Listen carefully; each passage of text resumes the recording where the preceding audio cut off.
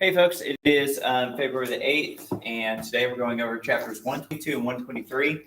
122 is like a review chapter for the Atlantic Exchange, also known as the Columbian Exchange. Chapter 123 has to do with what we call the period of the Avignon Papacy. And this is like during the high point of a lot of problems that you're going to have with the powers of the Catholic Church coming into competition with the secular powers of monarchies. And this is going to lead essentially almost to kind of like, I guess you call it like a civil war within the church. You're going to have two popes at the same time, both denouncing each other and being used against each other politically.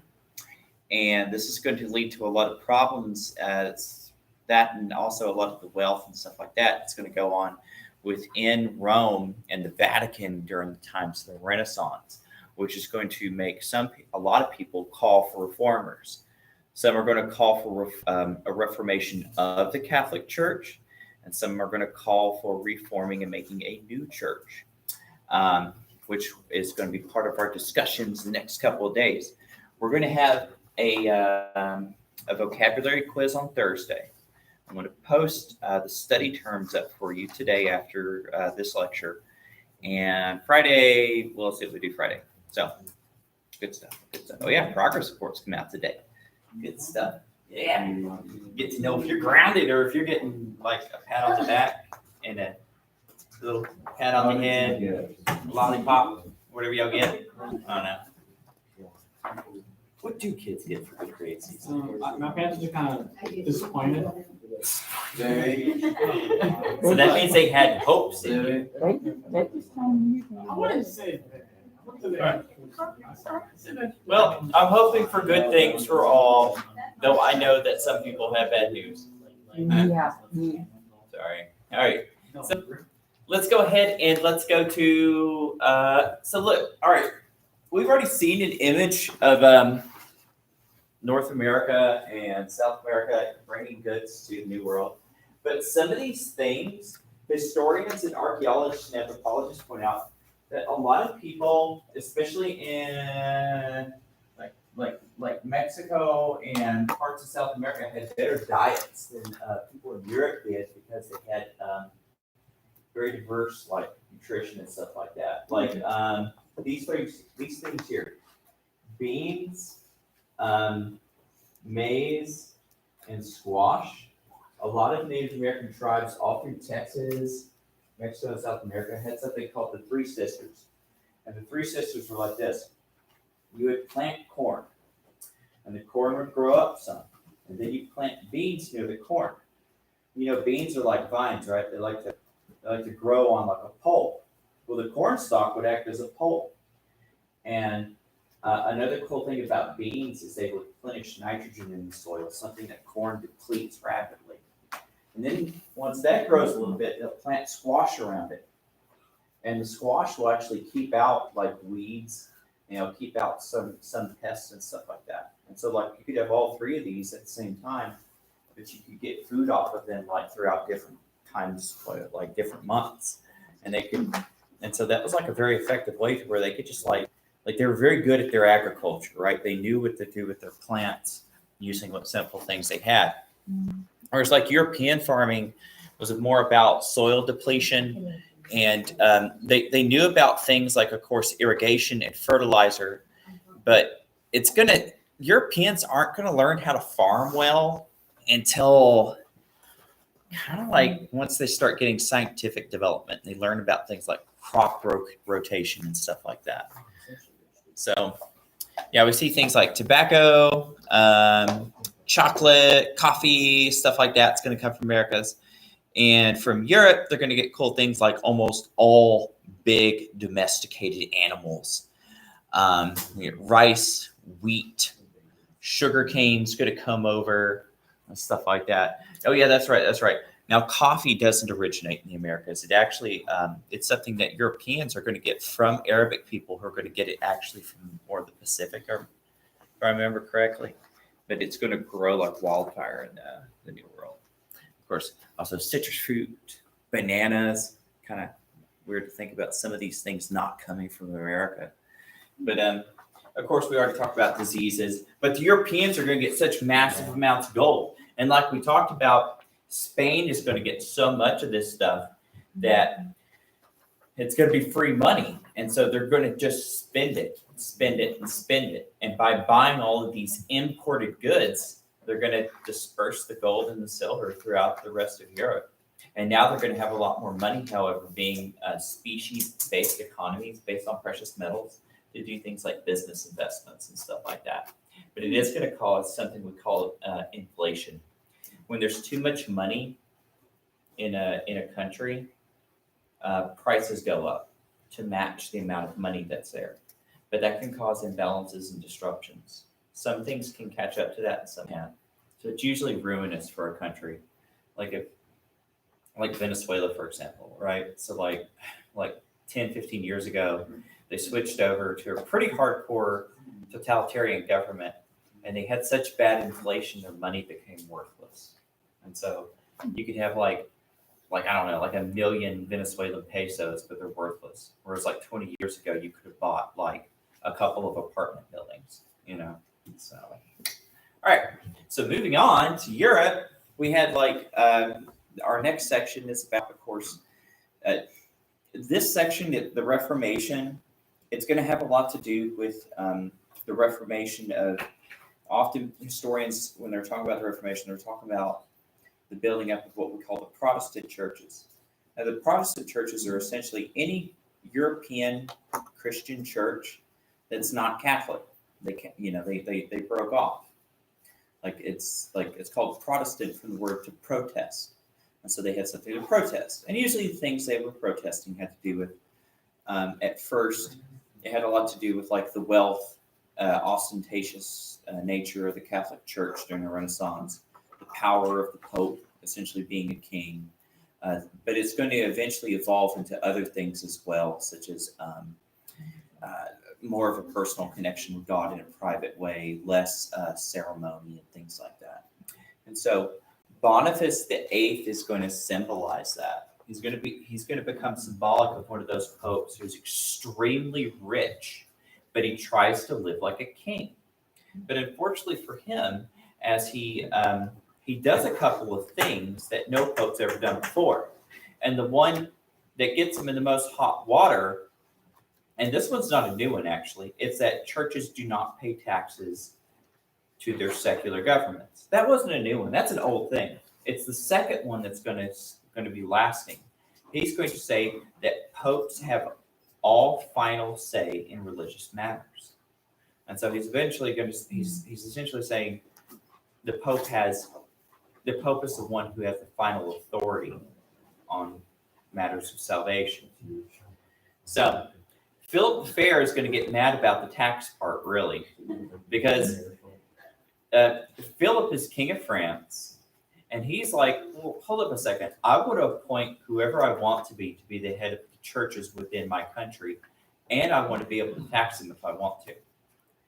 And so Boniface is going to get mad and threaten to excommunicate him. He's going to call something we talked about before called the Estates Generales. That's kind of like a really kind of not very powerful form of parliament in France, but the king is going to call them, and he's going to get representatives of the common people, the nobility, and of the church within there to all back him on his side and to denounce the Pope. This is something that's unheard of because if you remember in the past, kings were willing to debase themselves, to go to Rome and apologize before popes. Nobles were willing to overthrow their king if they were, or even peasants were willing to overthrow their king if the Pope threatened to excommunicate them. Here we have the other way around. Here we have where the king is saying, no.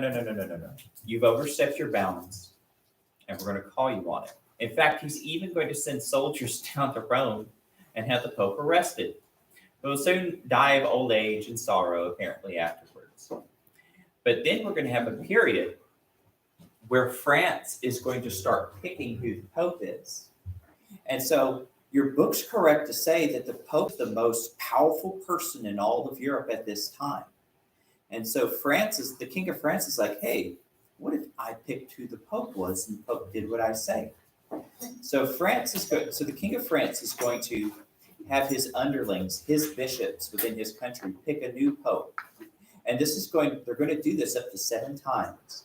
And they're going to move the Vatican to a city called Avignon in southern France. However, the people in the Vatican are going to be very upset about this and appoint their own popes. And so you're going to have generations within Europe where they're going to have 2 popes at one time, and they don't know which one to listen to. And so this is known as the Babylonian captivity, because it's based on in the Old Testament, whenever you had the Jewish people captured and brought to Babylon until Cyrus the Great let them go and to rebuild their temple. So it's kind of like based on that, right? And so here's images of 6 of those 7 popes.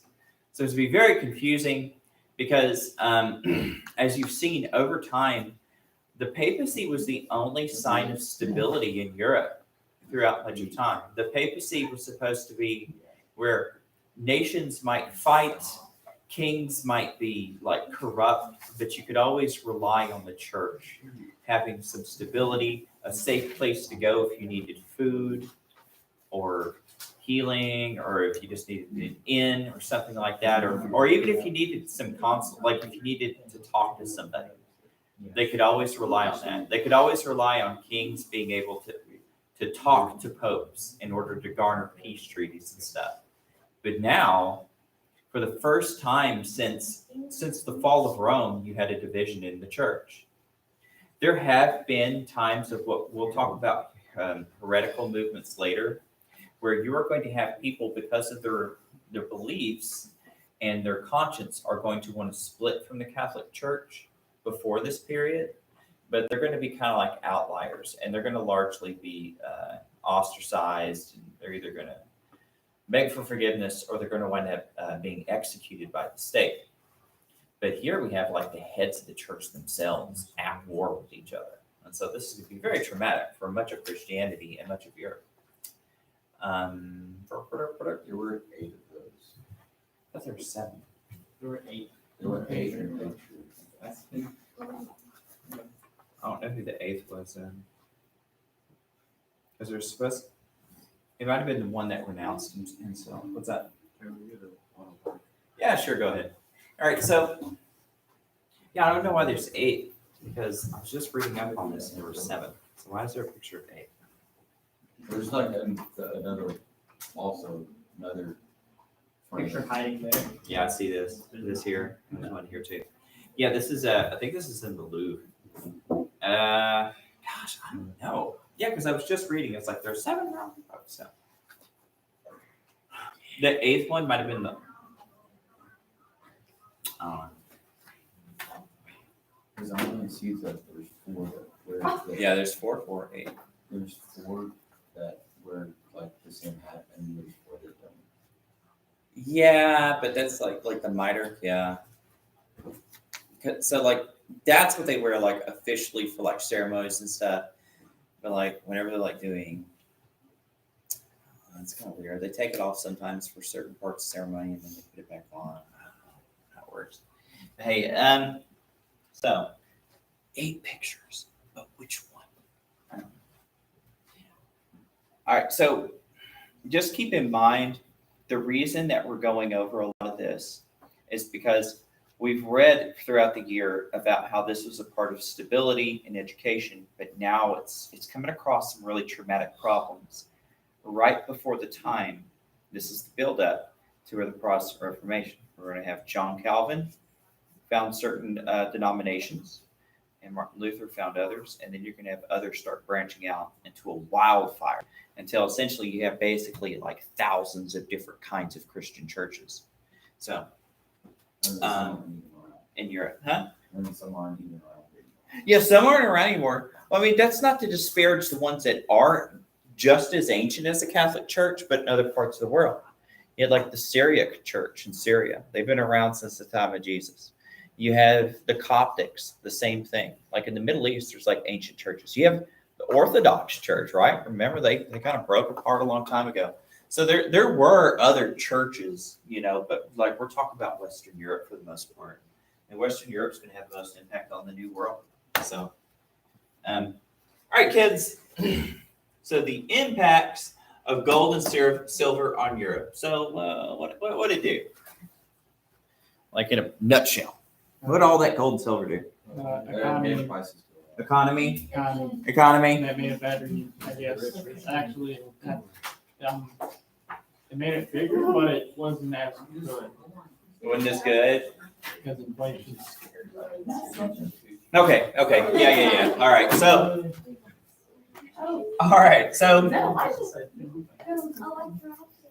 Europe was flooded with precious metals, right? But that's something your book was talking about that was true.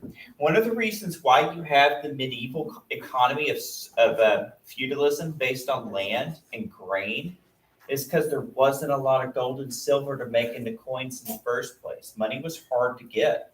So you traded in what you could. Kind of like look at North Native American economies. Did they trade in gold and silver? No, they traded in buffalo hides and fish and like corn and stuff. They had what they had and they traded what they could. Excuse me. So Europe was flooded with precious metals. More money to use / invest, but inflation problems. So now all of a sudden with inflation problems, you're going to need a lot of money to buy things.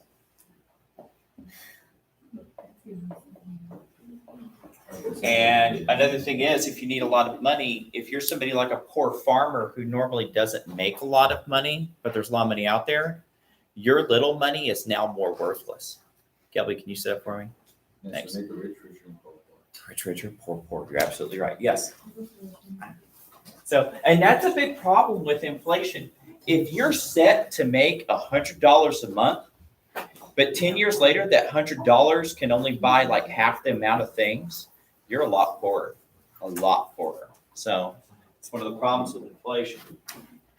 Your wages might not change as fast as it does. And you might see over time, your standard of living goes down, right? But this is going to impact different countries differently. We're going to see that in England, they're going to do really well in this. Whereas places like Spain, it's going to get hit really hard. It's also going to get really hard in France too. So like some of those countries that are doing really well aren't going to do so well in the future. All right, new commodities, right? So we kind of already talked about that. I don't even know if we were right on it. But so what kind of nice new things do the Europeans get from their perspective? Food, yeah. Yeah, they get tobacco. So no, it's bad for you. I had that recorded now, by the way.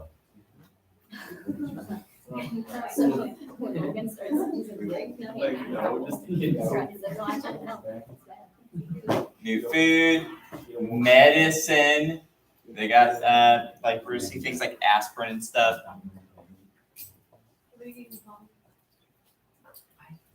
And gosh, I don't know. Products, right? All right. So that's it. We already talked about that. We'll keep that brief. All right. So papal power. So what was the power of the Pope like? It was like unlimited, pretty much. Yeah, it was. So popes, the most powerful in politics, and we're going to see that during the Renaissance popes are also going to be one of the biggest military powers. They're going to field massive armies. There's even going to be popes who lead their armies into battle. It's going to be very non-churchy for a while, you know. Most powerful in politics, and the final authority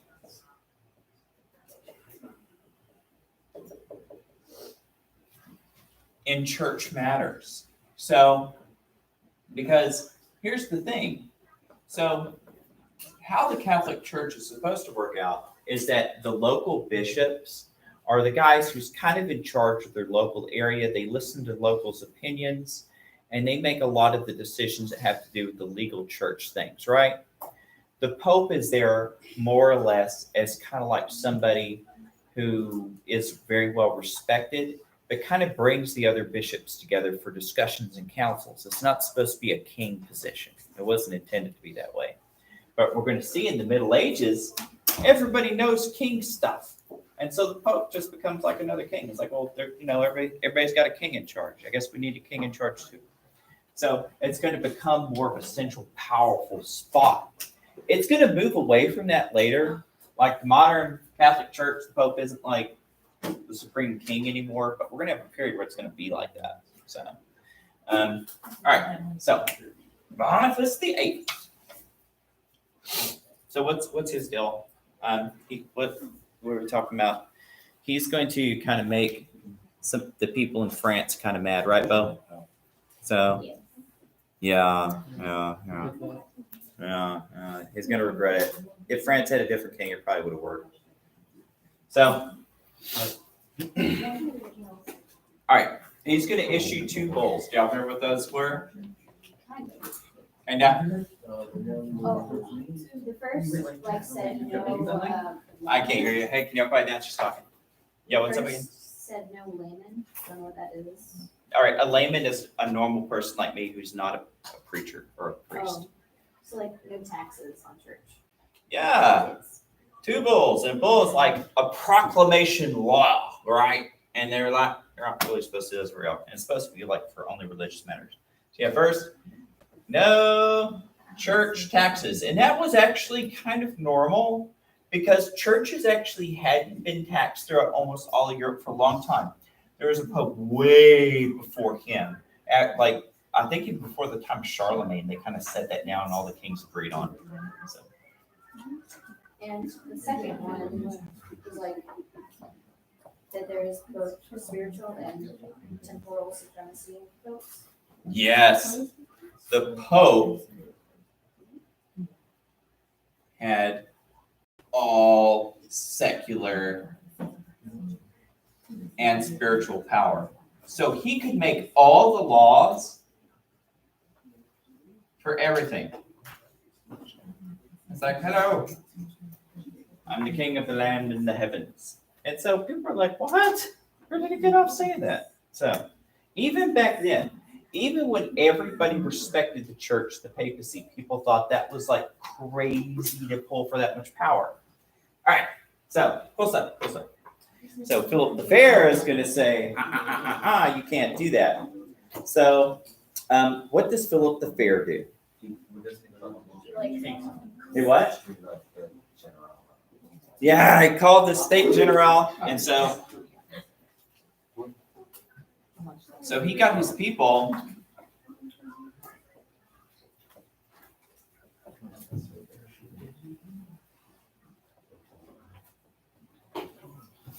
And denounced the Pope.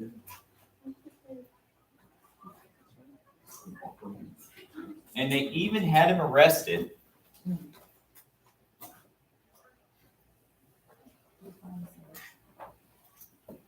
All right, so like not only you cannot do that, but you're under arrest. You're going to Pope jail. Probably wasn't that bad. Well, he wound up dying shortly after, but he was very old, I think, especially for back then time.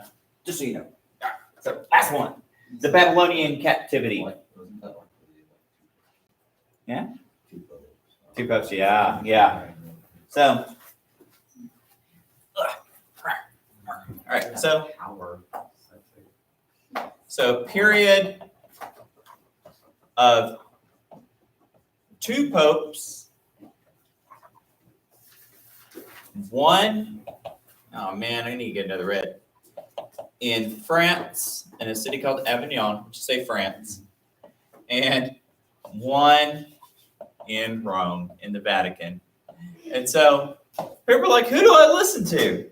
Well, guess what? If you're in France and you're like, but I believe the one in Italy is the real Pope, well, that might end up with you getting your head cut off by the king, because that could be seen as treason. So now we're starting to see a period where you're trying to be a good, faithful person, but you can actually be killed as a heretic. We're going to see more of that coming up. Don't worry. So sad times are coming ahead for Europe. And so we're seeing that No American citizens. politics mixing with religion, man, it can get dangerous. It can get dangerous. This is one of the reasons why the founding fathers said you have to keep the government out of people's churches. That's what they meant by separation of church and state. Because if the government controls your church, and if you don't like that church, well, guess what? Now you're a traitor. So, and you know what happens to traitors? It's not good. They die. Yes. All right, kids, that's going to end it for today's lecture. I will post the chapters we're going to need for Thursday's quiz in just a minute. See ya. So let me find those chapters for you.